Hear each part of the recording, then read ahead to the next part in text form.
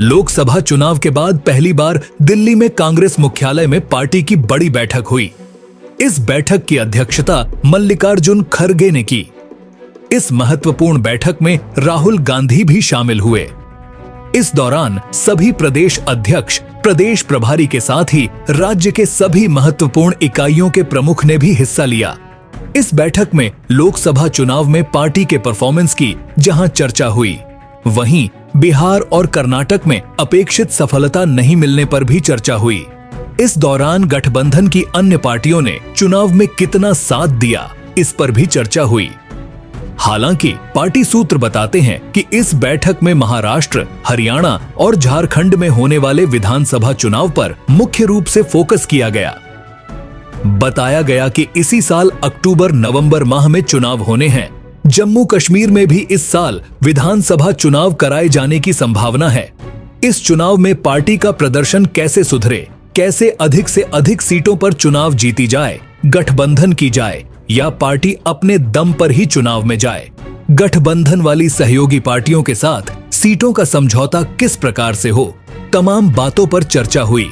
Party सूत्र बताते हैं कि दिल्ली में हुई बैठक में कांग्रेस के प्रदेश अध्यक्ष राजेश ठाकुर ने स्पष्ट किया कि पिछली बार कांग्रेस राज्य की 31 सीटों पर चुनाव लड़ी थी, लेकिन इस बार पार्टी 33 सीटों पर चुनाव लड़ने की योजना बना रही है। कारण है कि पोड़ैयाहाट के विधायक प्रदीप यादव और मांडू के विधायक जयप्रकाश भाई पटेल ने अपनी पार्टी छोड़कर कांग्रेस ज्वाइन कर लिया है।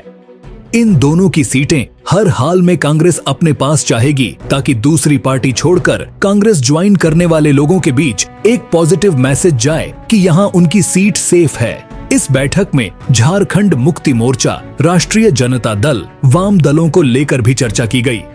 सूत्रों के अनुसार इस बैठक में बरही, धनबाद, पाकुड़, बेरमो, जमशेदपुर पूर्वी, जमशेदपुर पश्चिमी, रामगढ़, मनिका, बोकारो, डाल्टनगंज, खिजरी, कांके, पांकी, विश्रामपुर, लोहरदगा, जरमुंडी, जगन्नाथपुर समेत कुल 33 सीटों की लिस्ट केंद्रीय नेतृत्व को सौंपी गई है।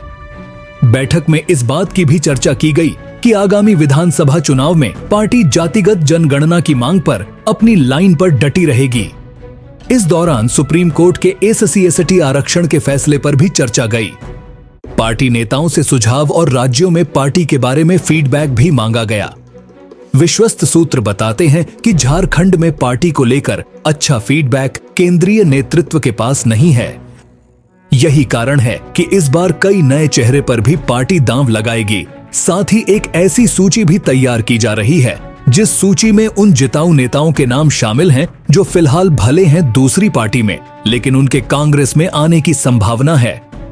कांग्रेस मुख्यालय में हुई इस बैठक में राहुल गांधी, मल्लिकार्जुन खड़गे, भूपेश बघेल, उदय भान, डॉक्टर अजय कुमार, सचिन पायलट, अजय माकन, दीपक बैज, अधिरंजन चौधरी, अजय राय, कुमारी शैलजा, दीपा दास मुंशी, गोविंद सिंह डोटासरा, YS शर्मिला मुनियप्पा, DK शिव कुमार, अखिलेश प्रसाद सिंह और राजीव शुक्ला समेत कई अन्य नेता शामिल हुए हैं।